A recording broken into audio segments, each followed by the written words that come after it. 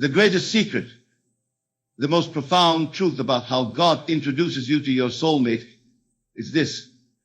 God does not introduce you to your soulmate at all, for God is you. And you are already creating this divine union in your imagination, whether you realize it or not. The true nature of God and your imagination. Let me begin by clarifying what I mean when I speak of God. I am not referring to some external deity sitting on a throne in the distant heavens, manipulating the circumstances of your life according to some mysterious plan. No. When I speak of God, I am referring to the divine presence that dwells within you, your own wonderful human imagination. Your imagination is God in action. In the beginning was the Word, and the Word was with God, and the Word was God. The Word here is not some abstract concept, but the internal conversation you carry on with yourself day after day. It is this inner conversation, this use of your divine imagination, that is creating every circumstance in your life, including the arrival of your soulmate.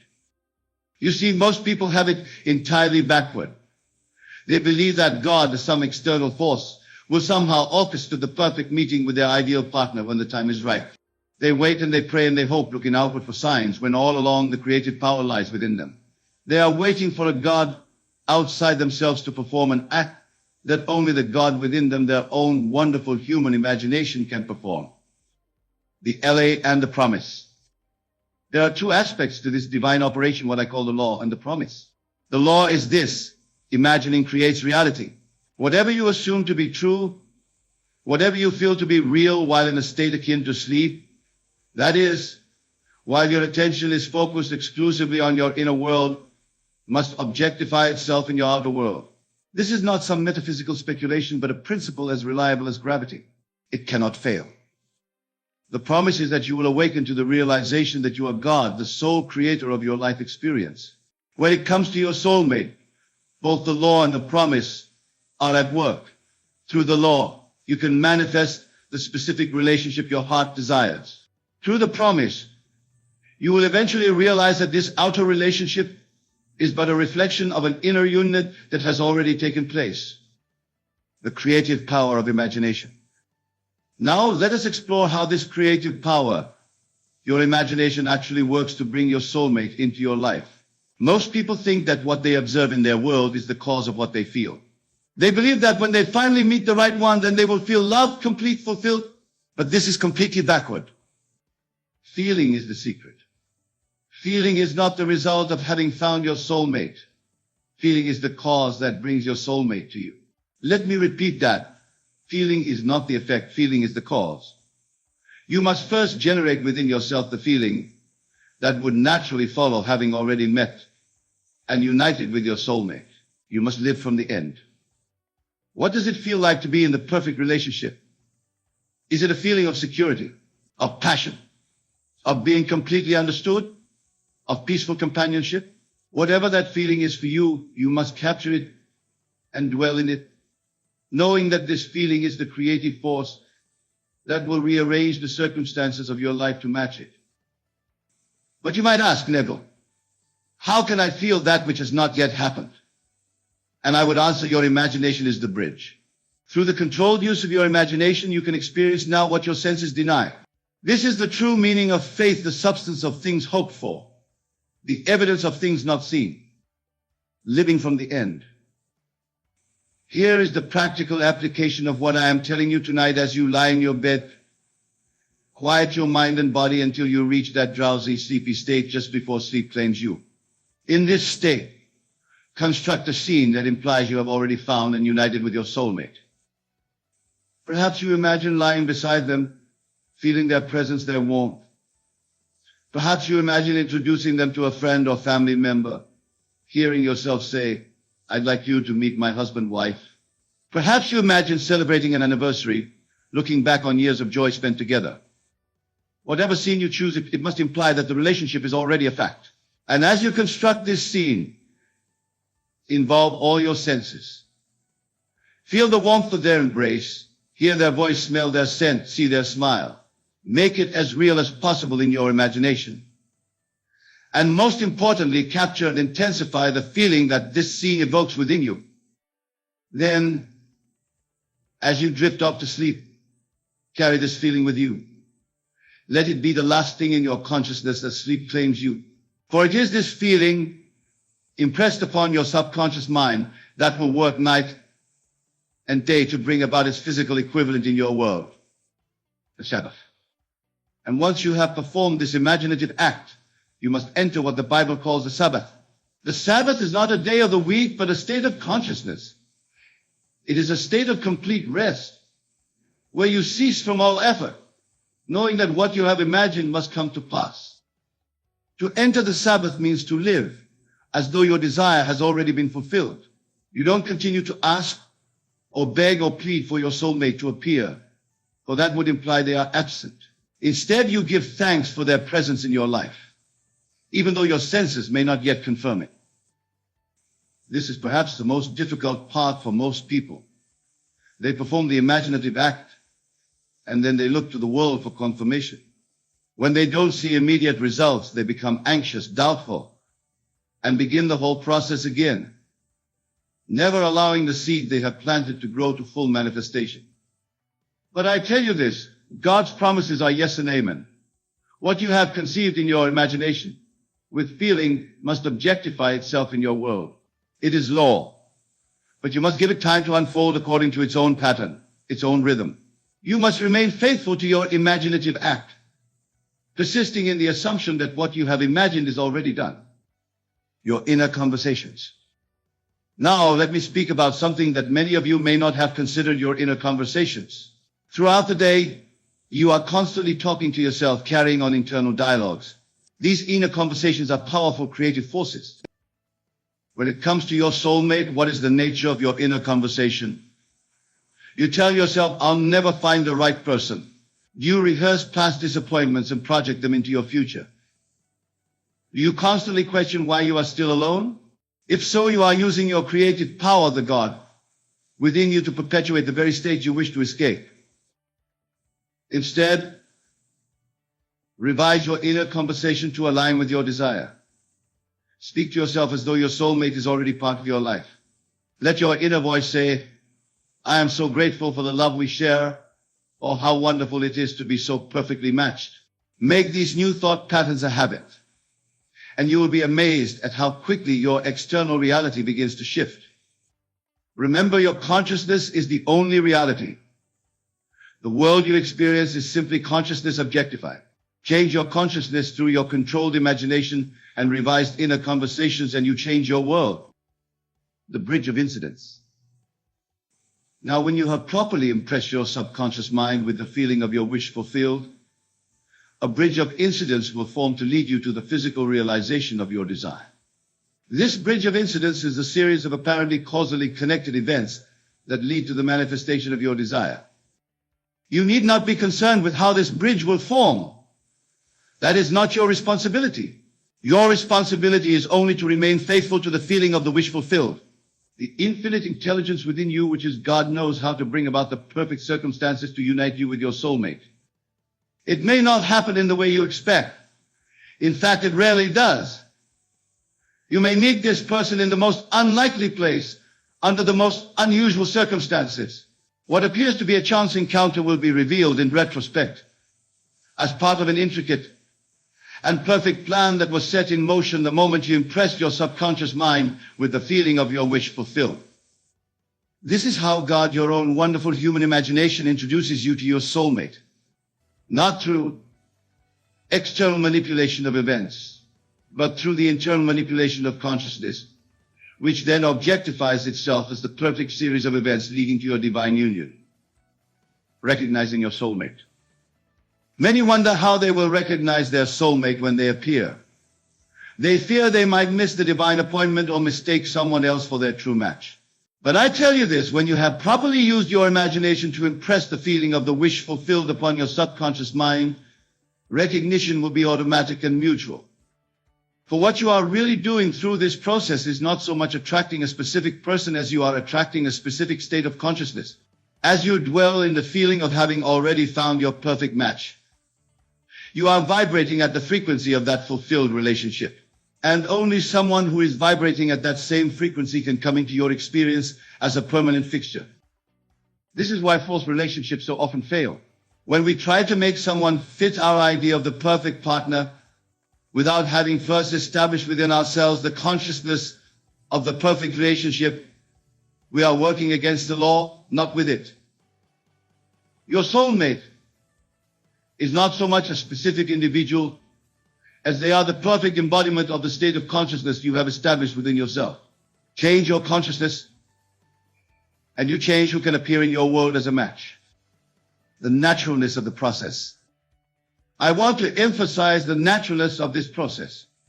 When you have successfully impressed your subconscious mind with the feeling of your wish fulfilled, the manifestation of your soulmate will unfold in the most natural way imaginable. There will be no strain, no struggle. It will not feel like a miracle, though in retrospect, you may marvel at the perfect orchestration of events that brought you together. This is because the outer world is a mirror reflecting back to you your own consciousness. When your consciousness is filled with the feeling of having already found your soulmate, the mirror must reflect that back to you in the form of an actual relationship. It cannot do otherwise, for that is the law. So do not look for signs or omens or synchronicities. Do not try to force meetings or manipulate circumstances. Simply dwell in the consciousness of the wish fulfilled and let the law do its perfect work. The signs and synchronicities will come of their own accord as confirmation, not as causes of the manifestation that is already underway. The importance of self-love. Now, there is an aspect of this process that is often overlooked but is absolutely crucial: self-love. For the state of consciousness that manifests your soulmate must include a deep and abiding love for yourself. Without this foundation, no lasting union is possible. Many seek a soulmate to fill a void within themselves, to complete what they perceive as lacking. But I tell you, from the state of lack, you can only create more lack.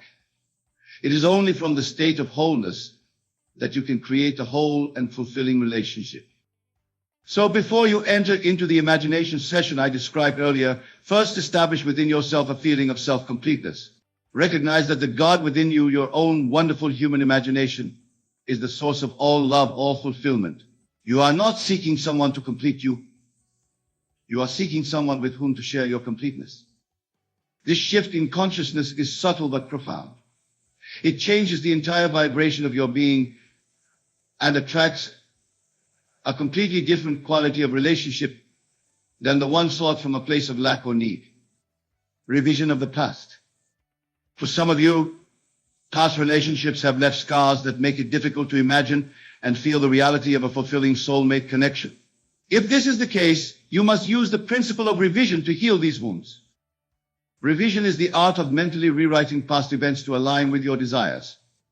Before you can effectively impress upon your subconscious mind the feeling of a perfect soulmate relationship, you may need to revise the memories that contradict this new assumption. Each night before you enter into your imagination session focused on your soulmate, take a few moments to revise any painful relationship memories. Reimagine them as you wish they had happened. Feel the relief, the joy, the closure that comes with this revised version. Do this consistently, and you will find that the emotional charge of these memories begins to fade, making room for your new assumptions about love and partnership to take root. The divine timing. Many of you may be wondering about timing. When will my soulmate appear? Is a question I hear often. But I must tell you that time is a concept that exists only in the world of effects, not in the world of causes. In the realm of imagination, which is the causal realm, there is no time. There is only the state of consciousness that you occupy. The appearance of your soulmate in your physical reality is subject to what the Bible calls the fullness of time. This means that the manifestation will occur when all the necessary components have aligned, when your consciousness is stable in the assumption of the wish fulfilled, when the bridge of incidents has been properly constructed, and when both you and your soulmate are vibrating at frequencies that allow for the divine union. This is not to say that manifestation must take a long time. I have witnessed cases where soulmates have appeared within days of a successful imaginative act. I have also seen cases where the manifestation took months or even years. The variable is not God's willingness to grant your desire for God, Your own wonderful human imagination has already granted it the moment you assume the feeling of the wish fulfilled. The variable is your ability to maintain that assumption consistently without contradiction until it hardens into fact. Testing the law. Well, I encourage you to test this law for yourself. Do not take my word for it. The Bible says, taste and see that the Lord is good. Experience for yourself the creative power of your own imagination. Tonight, as you lie in bed, construct the scene that implies you have already found and united with your soulmate. Feel the reality of it. Fall asleep in that feeling. Do this for 30 consecutive nights, without wavering, without looking for results, simply as an experiment in consciousness. At the end of those 30 days, you will have planted a seed in the fertile soil of your subconscious mind that must, by law, grow into the manifestation of your desire. And as you go through your days, revise your inner conversations to align with this new assumption. Speak to yourself as though your soulmate is already part of your life. Then release all anxiety about when or how they will appear. Enter the Sabbath, that state of complete rest, in the knowledge that what you have in mind must come to pass. Live as though your desire is already fulfilled. For in the realm of imagination, which is the only reality it is, the transformation of consciousness. What I am describing to you is not just a technique for manifesting a soulmate. It is a complete transformation of consciousness. As you apply these principles to this specific desire, you will find that your entire life begins to transform. For you cannot dwell in the consciousness of being loved, cherished, and perfectly matched without that consciousness spilling over into all areas of your life. Your relationships with family and friends will improve. Your work will become more fulfilling. Your health may even show signs of improvement. This is because you are aligning with the truth of your being that you are God, expressing as the specific individual you perceive yourself to be. This transformation of consciousness is the real miracle, far more significant than the appearance of any specific person in your life. For when you realize that you are the operant power in your world, that your imagination creates reality, you are free from victim consciousness forever. You no longer see yourself as subject to external forces, waiting for fate or chance to bring you what you desire. You recognize yourself as the author of your experience, the creator of your destiny. And from this elevated state of consciousness, your soulmate appears not as someone who will save you or complete you, but as the perfect reflection of the divine love you have awakened within yourself. This is the true divine union, not the union of two incomplete halves, but the union of two whole beings who recognize in each other the God that they themselves are. The persistence of faith. I must speak now about the importance of persistence, for many of you will begin this practice with great enthusiasm, only to abandon it when results do not immediately appear. This is the pattern I have observed in countless students over the years. They start with conviction but lack the persistence to see their desires through to manifestation. Faith is not a momentary surge of belief. It is the persistent occupation of the desired state. It is the unwavering confidence that what you have imagined and felt as real in your imagination must objectify itself in your physical reality. This kind of faith is rare, but it is the key to successful manifestation. When doubts arise, and they will arise, do not fight them or deny them. Simply observe them, and then gently return to the feeling of the wish fulfilled. Each time you successfully return to that feeling despite contrary evidence, you strengthen the impression on your subconscious mind, bringing the manifestation closer. Remember the story of the fig tree in the Bible. Jesus cursed it, and it appeared unchanged. But he did not doubt his word. He continued on his way, confident that what he had decreed must come to pass. And when they passed by the fig tree again, it had withered from the roots. This is the model of perfect faith, speaking the word and then proceeding in the absolute confidence that it will manifest regardless of appearances. The role of gratitude. As you walk this path toward the manifestation of your soulmate, let gratitude be your constant companion. Gratitude is the highest vibration, the most magnetic attitude of mind. When you are grateful for your soulmate before they physically appear, you are functioning at the highest spiritual level. Each night as you perform your imaginative scene, concluded with deep and sincere gratitude. Thank God your own wonderful human imagination for having already granted your desire. Feel the gratitude that naturally accompanies the receipt of something precious and long desired. This attitude of gratitude accelerates manifestation because it affirms that what you have imagined is already yours. It closes the gap between your desire and its fulfillment, bringing them together in the eternal now. The signs following. Although I have cautioned you against looking for signs, it is natural that as your manifestation approaches physical realization, certain signs will begin to appear. You may find yourself randomly thinking about love and relationships more often. You may notice happy couples everywhere you go. You may even have dreams of your soulmate before you meet them physically. These signs are not the cause of your manifestation, but the effects of your changed consciousness. They are confirmations that the bridge of incidents is under construction. Welcome them, but do not become attached to them. They are signposts along the way, not the destination itself.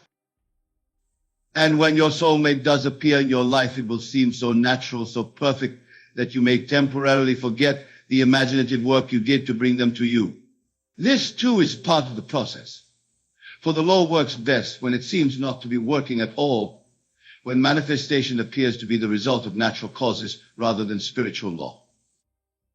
But in quiet moments of reflection, you will recognize the truth that this divine union was orchestrated not by some external deity, but by the God within you, your own wonderful human imagination. And in this recognition lies a power and a freedom beyond anything you have previously known. The perfection of the Allah. I want to address a concern that many have expressed to me over the years. They worry that if they use their imagination to manifest a specific type of person as their soulmate, they might somehow interfere with free will or divine order. But this concern is based on a misunderstanding of the law. The law of assumption does not override anyone's free will. It simply draws to you the people and circumstances that align with your state of consciousness. Your soulmate is drawn to you by the same law that draws you to them. Their appearance in your life is as much their manifestation as it is yours. This is the perfect operation of divine law. You are not forcing anyone to be with you against their will. You are simply aligning yourself with the state of consciousness in which your soulmate is already present. And from that state, the law works to bring together those who are vibrating at compatible frequencies. So release all concerns about interfering with the natural order. There is no order more natural than that established by your own divine imagination. Trust in the perfection of the law and allow it to work its wonders in your life. The evolution of the relationship. Now, once your soulmate has appeared in your life, the work of imagination does not cease. For relationships are dynamic, evolving entities. The same law that brings you together will keep you in harmony and deepen your connection as you continue to use your imagination constructively. If challenges arise, as they do in even the most divinely orchestrated unions, return to your imagination. Construct scenes that imply the resolution of these challenges. Feel the relief, the renewed harmony and understanding. Fall asleep in this feeling and watch as your relationship transforms to match your imagined state. This ongoing use of imagination is the secret to a relationship that continues to grow and thrive through the years. For the law never ceases to operate.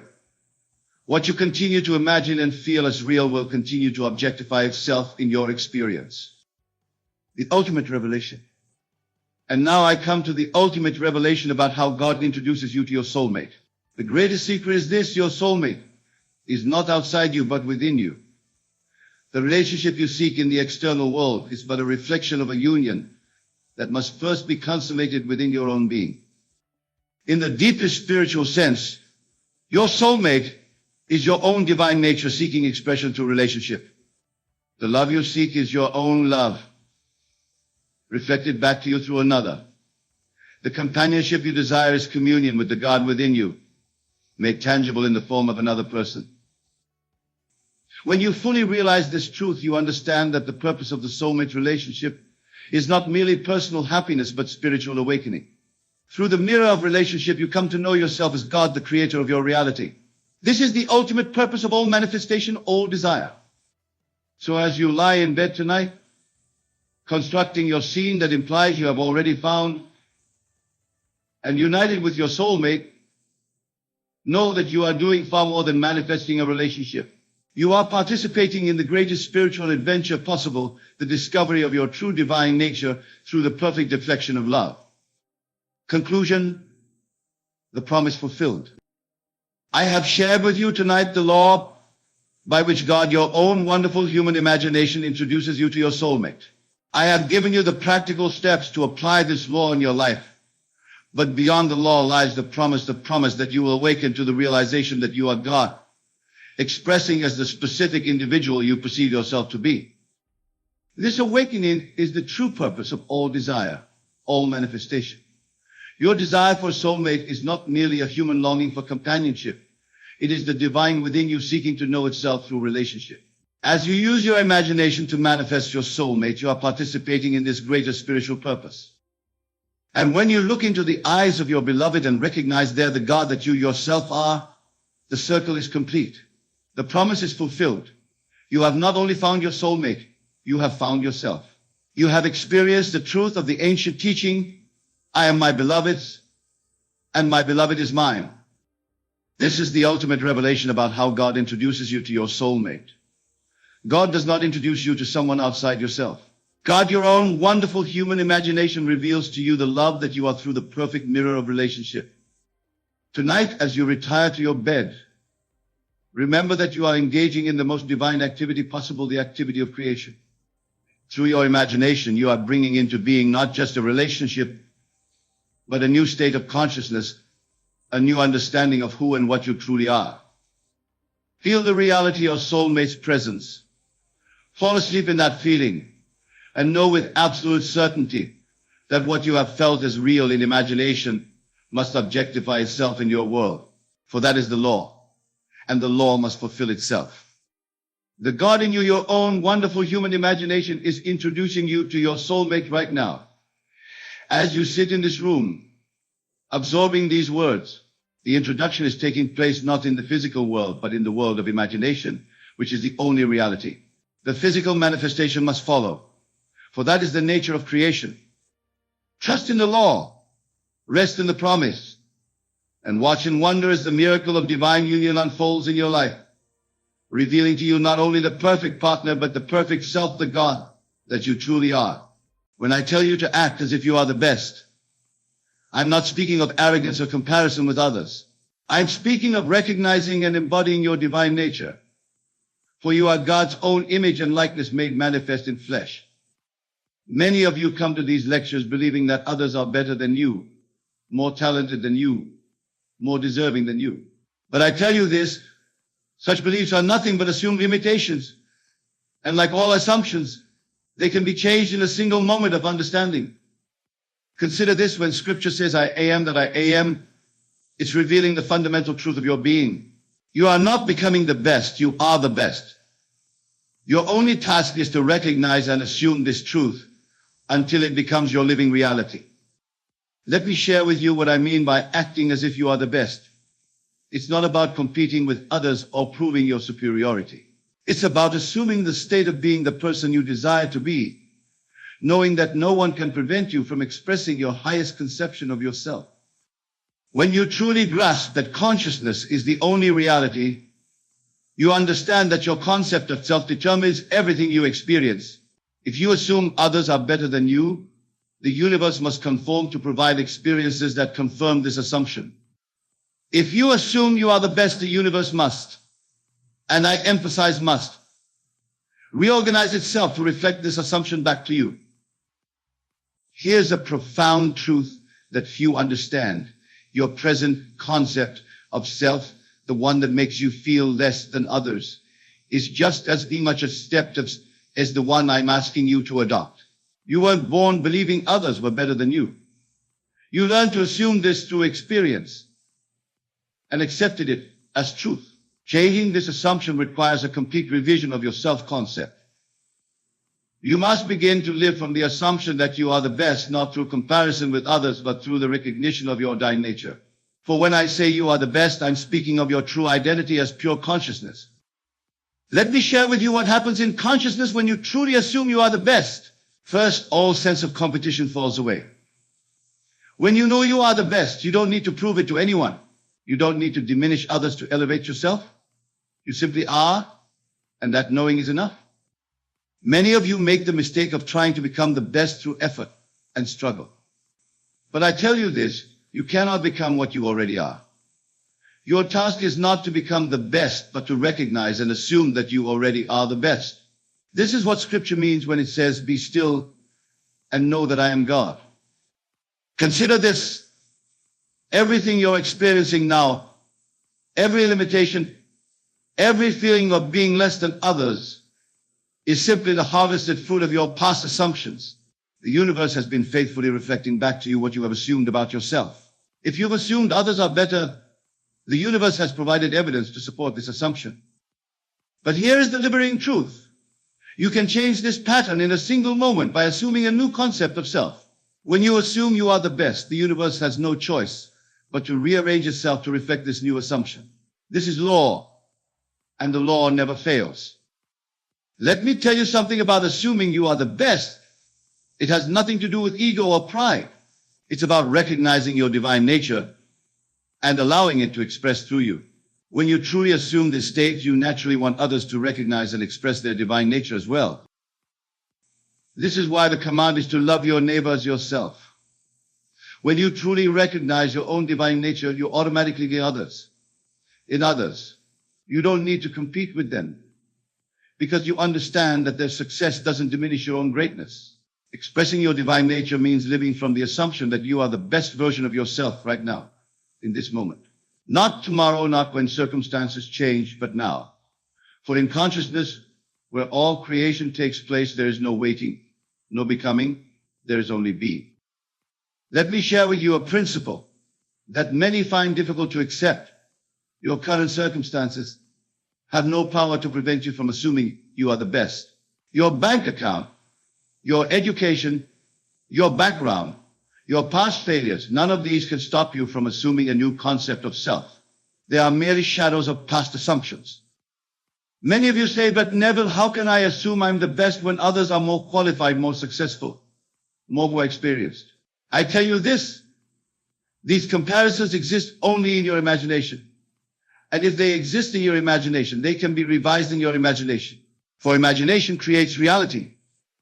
Consider this, every great individual who ever lived first assumed their greatness before it became visible to others. They didn't wait for circumstances to make them great. They assumed their greatness, and circumstances had to conform to their assumption. This is the law.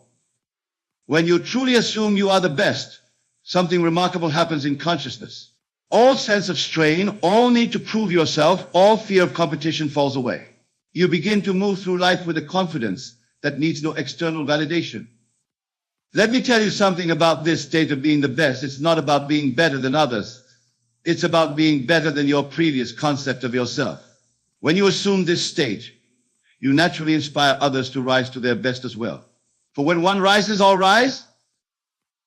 Here's a profound truth about assuming you are the best. The universe cannot give you less than what you assume for yourself. If you assume mediocrity, the universe must provide experiences of mediocrity. If you assume excellence, the universe must provide experiences of excellence. Assuming excellence means occupying the state of being excellent in your imagination until it becomes your dominant feeling. Not just during meditation or visualization, but in every moment of your daily life. Your every thought, your every action, your every reaction must spring from this new assumption. Let me share with you what happens when you truly assume you are the best. Your walk changes, your talk changes, your posture changes, not through conscious effort, but as a natural expression of your new self-concept. The universe must then reshape itself to match this new expression. Many of you make the mistake of trying to act confident while maintaining an inner feeling of inadequacy. But I tell you this, the universe responds not to your outer actions, but to your inner feeling tone. You must feel your excellence in the very depths of your being. Consider this right now in this very moment. There are infinite states of consciousness available to you. The state of being the best already exists, complete and perfect. Your task is not to create this state, but to occupy it through your assumption. When you assume you are the best, you stop seeking approval from others. You stop comparing yourself to others.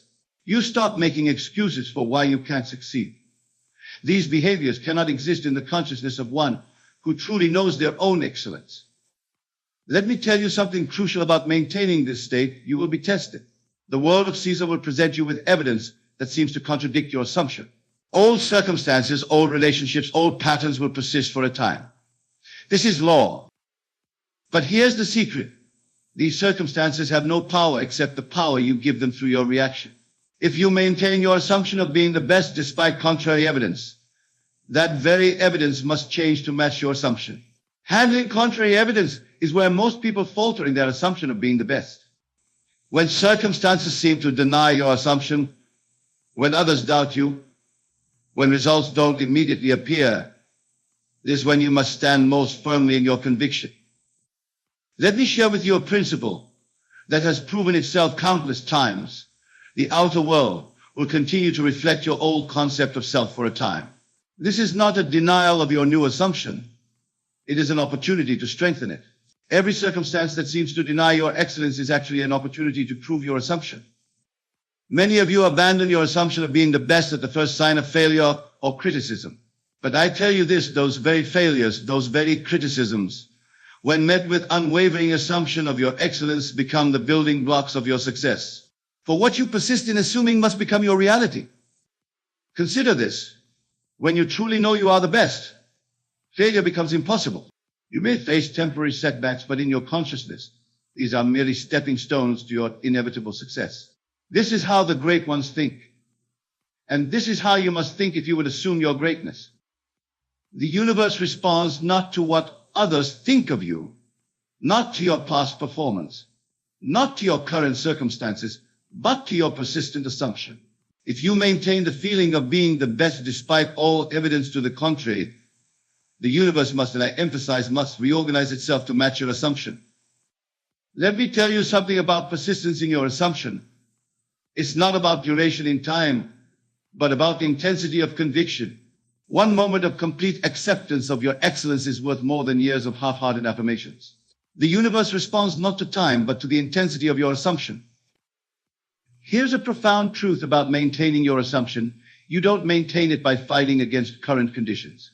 You maintain it by remaining so centered in your excellence that current conditions become irrelevant. Just as light doesn't fight darkness, it simply shines. You don't fight against limitations. You simply radiate excellence. Radiating excellence comes from a deep inner conviction that transcends all external circumstances. When you truly assume you are the best, this assumption radiates from you naturally, without effort, without strain, without trying to convince others. It becomes as natural as breathing. Let me share with you what I mean by radiating excellence. When you wake in the morning, before you even open your eyes, feel the naturalness of being the best. Not with excitement or enthusiasm, but with the quiet certainty of knowing who you really are. This feeling should be as natural as knowing your own name. Many of you try to radiate excellence through outer actions, through your clothes, your possessions, your achievements. But I tell you this, true excellence radiates from within. It's not something you do, it's something you are. The outer manifestations will follow naturally when your inner assumption is secure. Consider this, everything in your world right now is a reflection of your past radiation. If you've been radiating doubt, uncertainty, or feelings of inadequacy, the universe has faithfully reflected these back to you. The universe can only reflect what you radiate from within. When you truly radiate excellence, something remarkable happens. Others begin to recognize and respond to it. Not because you're trying to impress them, but because they can't help but respond to the conviction you carry within. This is why Scripture says, let your light so shine before men. Let me tell you something vital about radiating excellence. It must be consistent. You cannot radiate excellence for an hour and then return to radiating doubt and limitation. The universe responds to your predominant radiation, not to your occasional moments of feeling confident. Here's a profound truth about radiation. It affects everything in your world. When you truly radiate excellence, every person you meet, Every circumstance you encounter must adjust itself to match your radiation. This is law, and the law never fails. Your radiation affects your world in ways that your logical mind could never conceive. When you consistently radiate the feeling of being the best, the entire universe must, and I emphasize must, rearrange itself to reflect this radiation back to you in the form of corresponding circumstances, events, and relationships. Let me share with you what happens when you maintain this radiation of excellent radiation. People who previously doubted you begin to see you differently. Opportunities that seemed close to you suddenly appear. Circumstances that appeared limiting begin to transform. Not because you're manipulating the outer world, but because your radiation is creating a new world. Many of you ask how long it will take for your world to reflect your new radiation.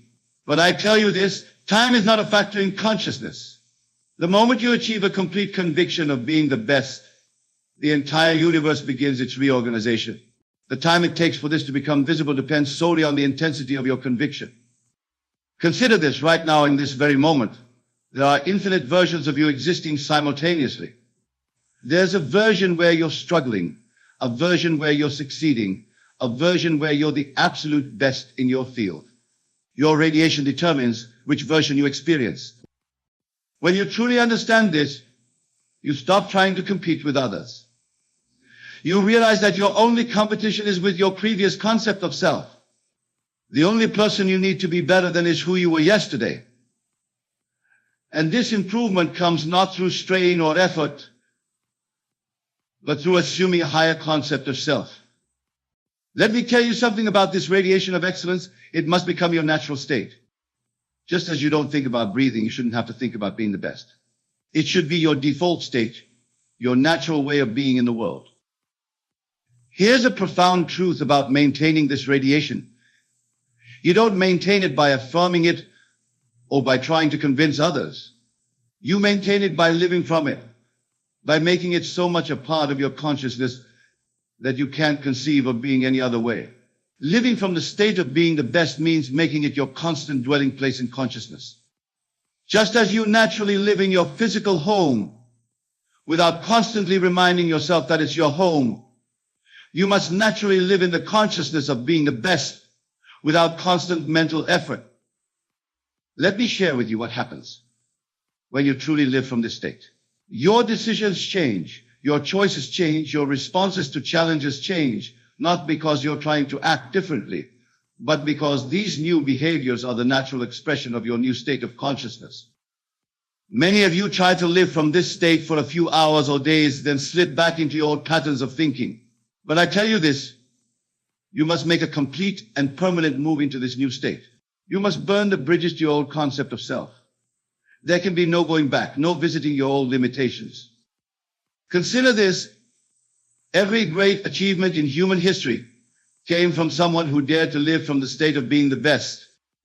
They didn't wait until circumstances confirmed their greatness.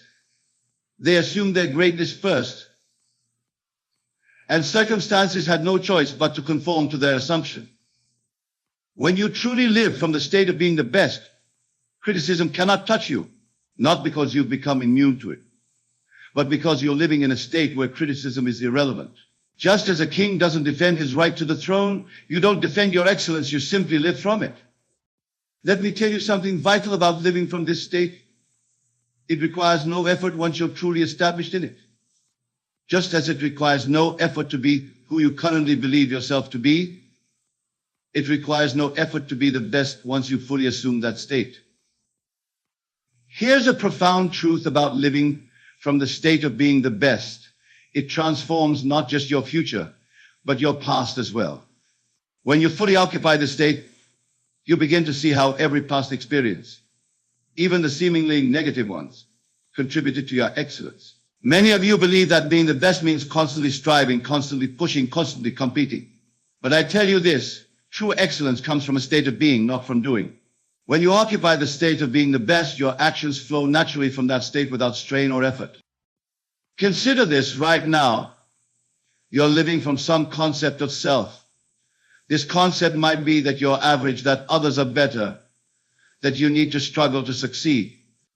And the universe has faithfully reflected this concept back to you. But I tell you this, you can shift to a new concept of self in a single moment of understanding. When you truly grasp that being the best is your natural state, your divine inheritance, something remarkable happens. All the energy you've been using to compete, to prove yourself, to overcome limitations becomes available for creative expression. You stop trying to become and simply allow yourself to be. Let me tell you something about this state of being the best. It's not about superiority over others.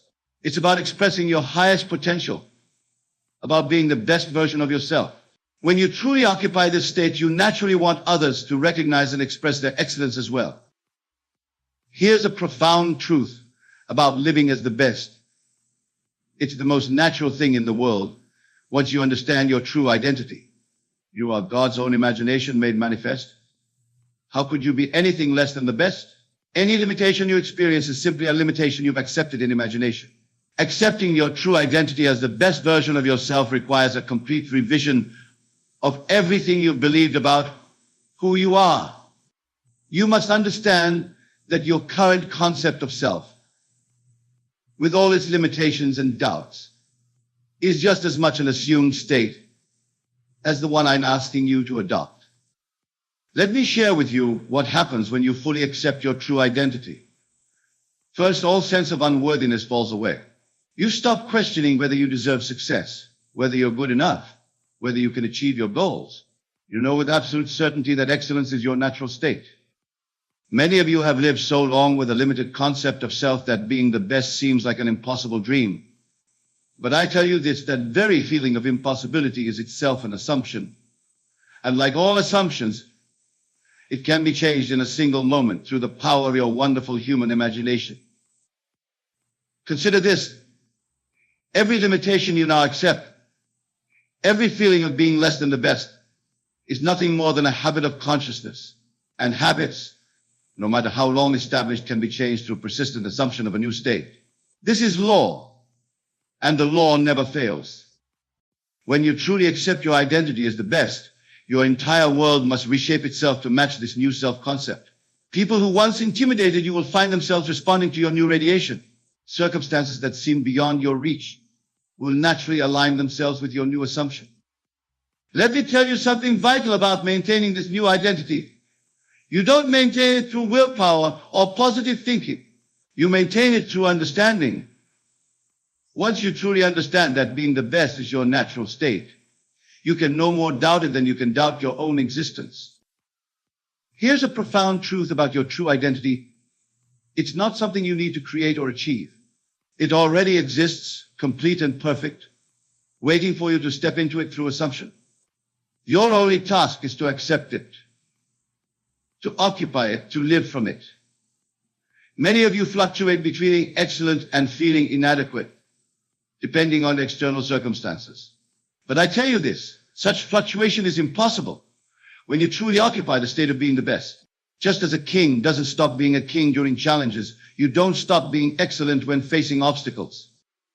Consider this, every experience you encounter is simply an opportunity to express your excellence.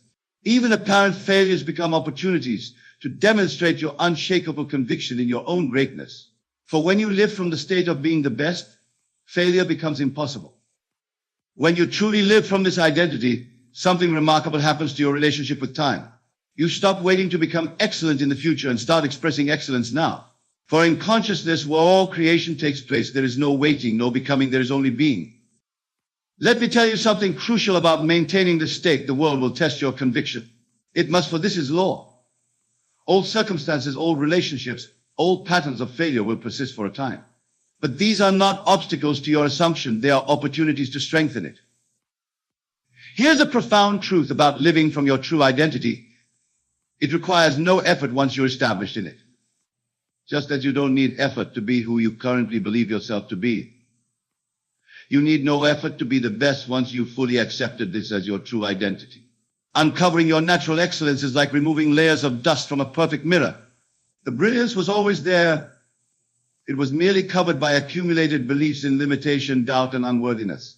As you remove these false beliefs, your natural excellence shines forth with ever-increasing clarity. Let me share with you what happens when these layers of limitation begin to fall away. First, you stop seeking validation from others. You stop needing external confirmation of your excellence. You know who you are with such certainty that no external opinion can shake your conviction. Many of you have accumulated so many layers of limiting beliefs that your natural excellence seems like a distant dream. But I tell you this, these limitations are no more permanent than dust on a mirror. They can be wiped away in an instant through the power of your assumption. Consider this, every limiting belief you now hold, every doubt about your excellence, every fear of inadequacy was learned. And what can be learned can be unlearned. Your task is not to create excellence, but to remove the barriers to its expression. When you truly begin this process of uncovering your excellence, something remarkable happens to your entire worldview. You start to see that every circumstance, every relationship, every experience has been serving to reveal your true nature. Even your apparent failures have been leading you to this recognition. Let me tell you something crucial about this uncovering process. It happens not through effort, but through understanding. The moment you truly understand that excellence is your natural state, the layers of limitation begin to fall away of the awaken. Here's a profound truth about uncovering your excellence. The process is instantaneous in consciousness, but may appear gradual in manifestation. The moment you fully accept your true identity, the entire universe begins its reorganization to reflect this truth. The time it takes for this to become visible depends solely on the completeness of your acceptance. The process of accepting your natural excellence requires a complete revision of your self-concept. You must be willing to release every belief, every idea, every concept that contradicts your true identity as the best. This is not something you do gradually. It must be absolute and complete. Let me share with you what happens when this acceptance becomes total. First, all internal conflict ceases. The battle between who you think you should be and who you think you are ends completely. There is only the quiet certainty of knowing your true identity as the best. Many of you try to accept your excellence while still holding on to doubts and limitations. But I tell you this, such partial acceptance is no acceptance at all. You cannot serve two masters.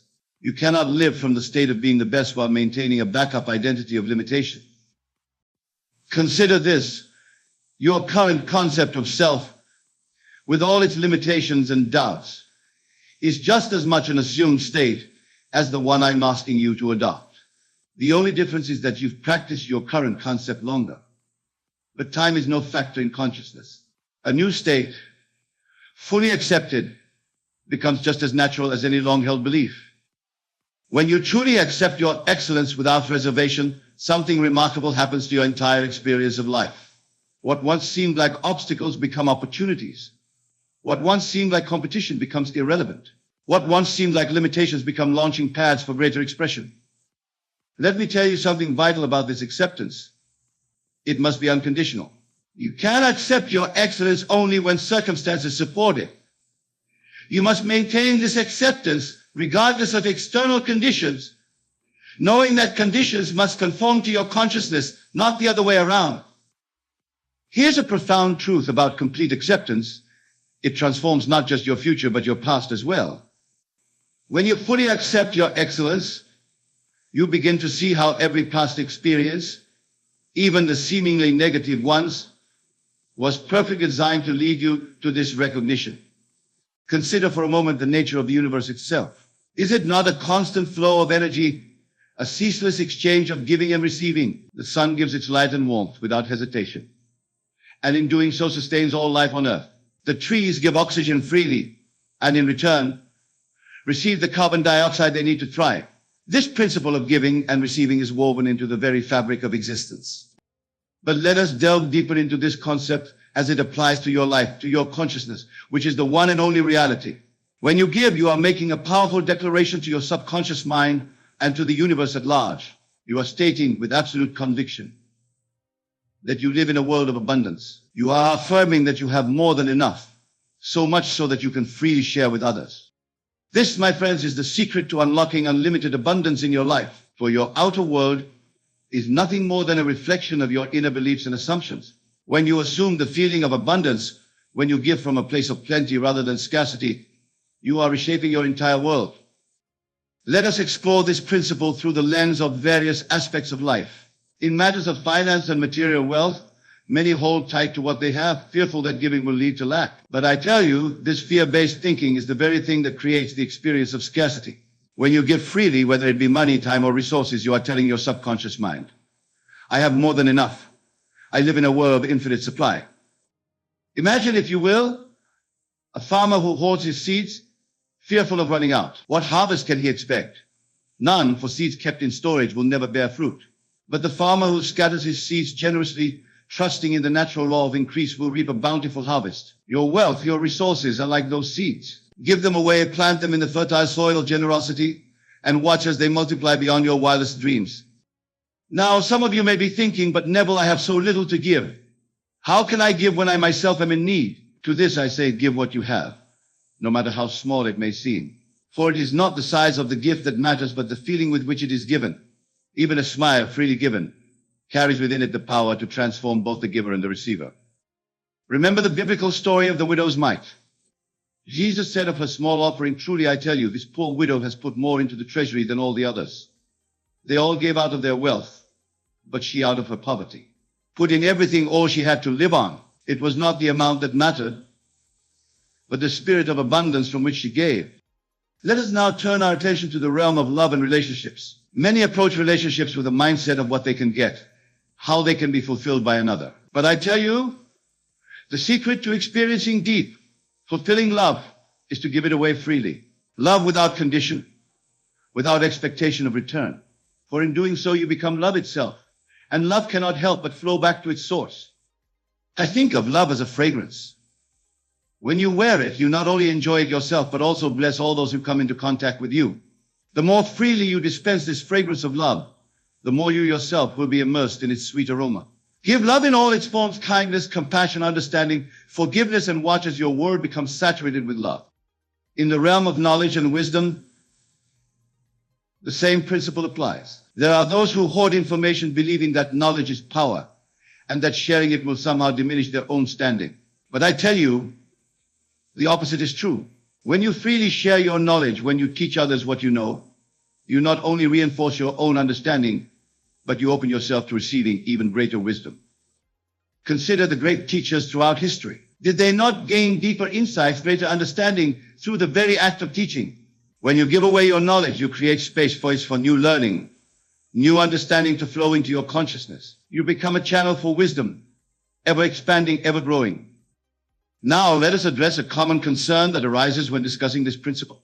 Many fear that if they give too much, they will be taken advantage of, left with nothing. But understand this: true giving that aligns with this universal principle, comes from a place of abundance, not martyrdom. You give not because you must, but because you can, because it brings you joy to do so. Moreover, the law of circulation ensures that what you give will return to you, often multiplied. But here's a crucial point: do not give with the expectation of return. Give for the sheer joy of giving, for the expression of your abundant nature. The return will come, often in unexpected ways and from unexpected sources, but it is not your concern. Your task is simply to give freely and joyously. Let me share with you a personal experience that illustrates the power of this principle. Many years ago, when I first began to understand these truths, I made a decision to give away a significant portion of my income, despite the fact that I was far from wealthy at the time. I gave to causes I believed in, to individuals in need, always with a feeling of joy and abundance. To the amazement of my friends and family, my financial situation began to improve dramatically. Opportunities seemed to appear out of nowhere. My career flourished in ways I could never have anticipated. But here's the key: I did not give in order to receive. I gave because I had fully embraced the truth that I lived in an abundant universe, that I was one with the source of all supply. This principle extends beyond the material realm. Give of your time, your attention, your energy. Listen deeply to others, offer a helping hand, share a kind word. These two are forms of giving that set in motion the universal law of circulation. As you give of yourself in these ways, you will find your life enriched beyond measure. Consider for a moment the nature of breathing. You must exhale fully in order to take in a deep, nourishing breath. If you tried to hold on to each breath, fearful of letting it go, you would soon find yourself gasping for air. Life itself is a constant process of giving and receiving, of letting go and allowing new experiences to flow in. Now I can hear some of you thinking, but Neville, what about boundaries? Shouldn't we protect ourselves, our resources? And to this I say, yes, boundaries are important. But true boundaries come from a place of self-respect and abundance, not fear and scarcity. When you give from a place of overflow, you naturally maintain healthy boundaries. Think of yourself as a flowing river, not a stagnant pond. A river gives freely of its water, yet it does not diminish. It is constantly replenished from its source. You too are connected to an infinite source. As you give, you open yourself to receive the never-ending flow of abundance from this source. Let us now explore how you can begin to apply this principle in your daily life. Start small if you must, but start today. Look for opportunities to give, to share, to be generous. It could be as simple as offering a genuine compliment, sharing a meal, or volunteering your time for a cause you believe in. As you give, pay attention to how it makes you feel. Notice the sense of expansion, of joy that comes from true giving. This feeling is your indicator that you are aligning with the universal principle of circulation. Cultivate this feeling. Let it grow within you. Remember, the outer world is a reflection of your inner state. As you cultivate feelings of abundance and generosity within, your outer world will begin to reflect these qualities back to you. You will find yourself attracting more opportunities to give and in turn more avenues for receiving. But here's a crucial point. Do not give with ulterior motives. Do not give as a manipulative tactic to get something in return. Such giving is not giving at all, but merely a form of bargaining. True giving comes from a place of love, of joy, of genuine desire to share your abundance. As you embrace this principle, you may find that your entire perspective on life begins to shift. You will start to see opportunities for giving everywhere you look. The world will appear more abundant, more filled with possibility. This shift in perception is the key to transforming your entire life experience. Consider the words of Jesus: give, and it will be given to you. A good measure, pressed down, shaken together, and running over, will be poured into your lap. For with the measure you use, it will be measured to you. This is not mere religious rhetoric, my friends. It is a profound statement of universal law. The measure you use, the extent to which you give, share, and express abundance becomes the measure by which you receive. If you give with a teaspoon, you will receive with a teaspoon. But if you give with a shovel, you open yourself to receive with a shovel. And if you give with the generosity of an entire river, you align yourself with the infinite abundance of the universe. Now, let us address another aspect of this principle: forgiveness. Forgiveness is a form of giving, perhaps one of the most powerful forms. When you forgive, you are giving up your right to hold on to anger, resentment, and hurt. You are giving freedom both to yourself and to the one you forgive. Many hold on to grievances thinking that by doing so they are protecting themselves or punishing the other person. But I tell you, holding on to unforgiveness is like drinking poison and expecting the other person to die. When you forgive, when you give up your grievances, you free yourself. You open yourself to receive peace, joy, and new positive experiences. Remember, forgiveness does mean condoning harmful actions. It does not mean putting yourself in harm's way.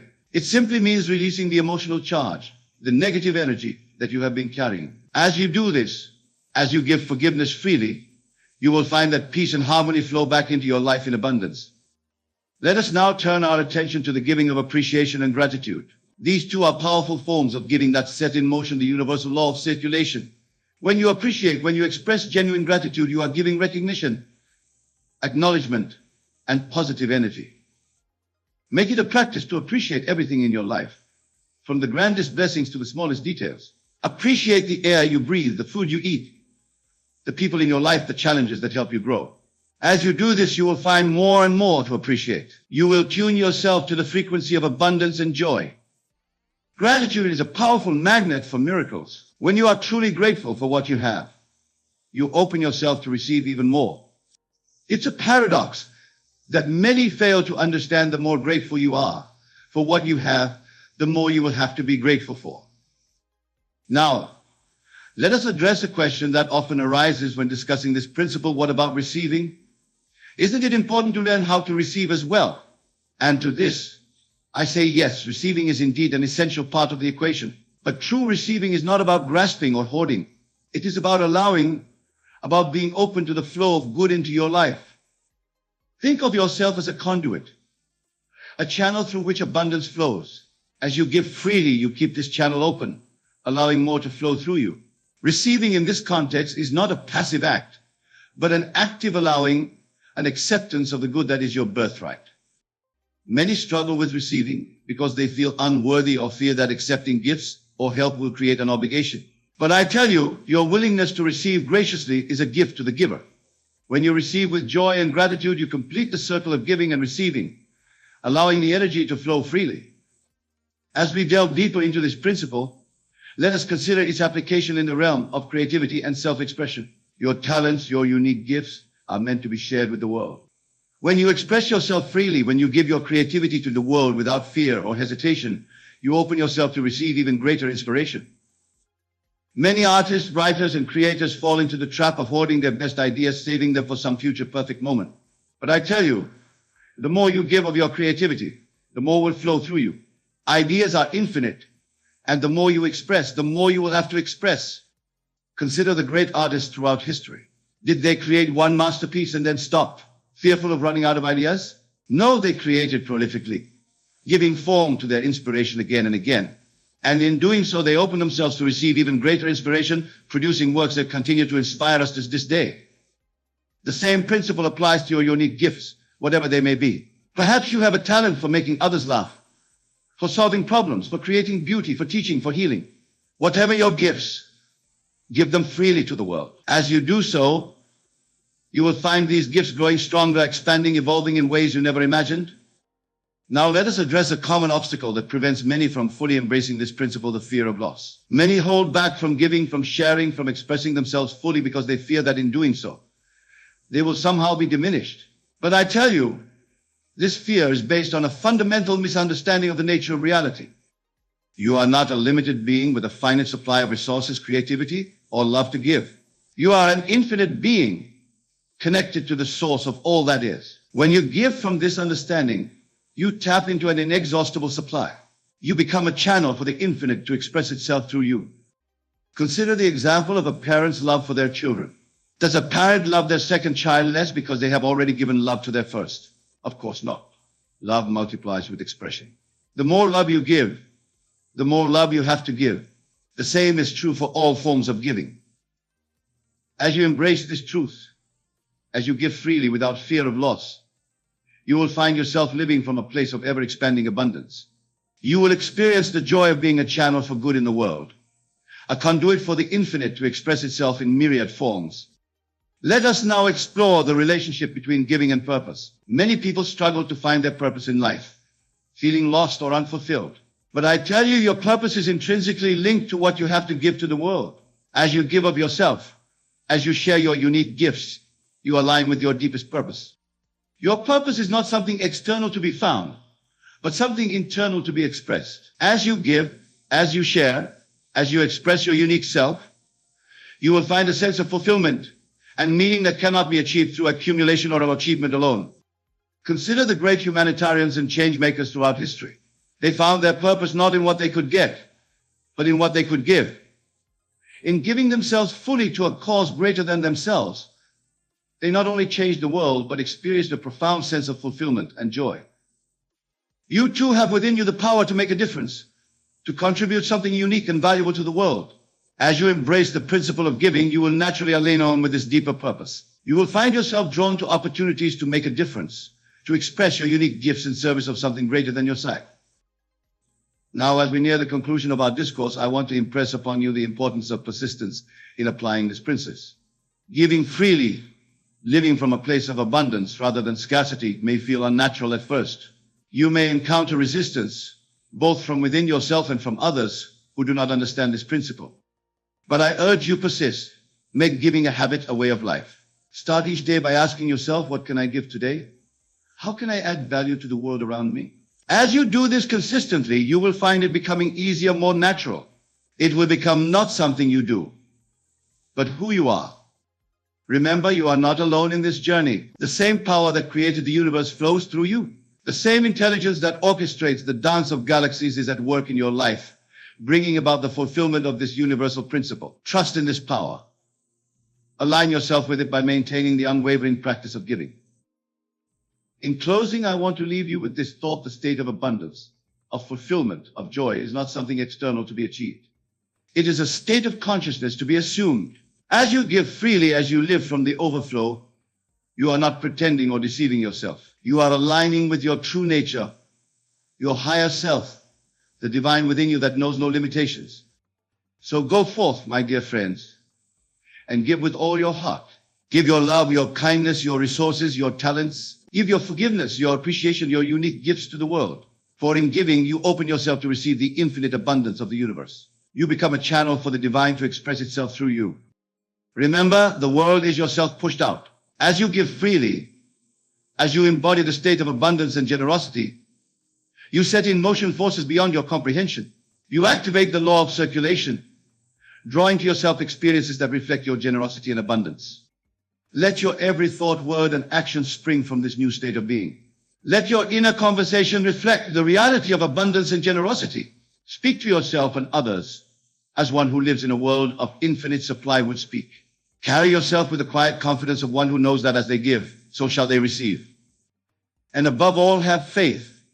Faith not as a mere belief, but as the substance of things hoped for, the evidence of things not seen. Let your faith in this principle be unshakable, for it is the very force that will move mountains and part seas to bring about the manifestation of abundance in your life. As we conclude, I want you to take a moment to fully embrace this truth. Close your eyes, if you will, and feel the reality of living from a place of abundance, of giving freely without fear. Feel the joy, the satisfaction, the sense of fulfillment. Let it permeate every cell of your being. Breathe it in. Let it fill your lungs, your heart, your entire body. Now, with this feeling firmly established within you, go forth into your day. Let this feeling be the lens through which you view the world. Let it inform your every interaction, your every decision. For as you do so, you are literally reshaping your reality, molding it to match your inner vision of abundance and generosity. Remember, my dear friends, you are divine beings, co-creators with the infinite. The power to shape your reality lies within you. It always has, and it always will. By choosing to give freely, to live from a place of abundance, you are claiming this power, stepping into your divine birthright. So I say to you, with all the love and conviction in my heart, give, and it shall be given unto you. For in the deepest, truest sense, as you give, you have already received. The abundance is yours. Claim it, embody it, express it, and watch in awe as your outer world transforms to match your inner reality of limitless abundance. Go now and create a life of overflowing abundance through the practice of generous giving. For you are the operant power, the divine creative force, the I Am presence in your world. And all things are possible to you. Blessings upon you all. And may your journey be filled with the joy of giving and the sweet satisfaction of living in harmony with this universal principle.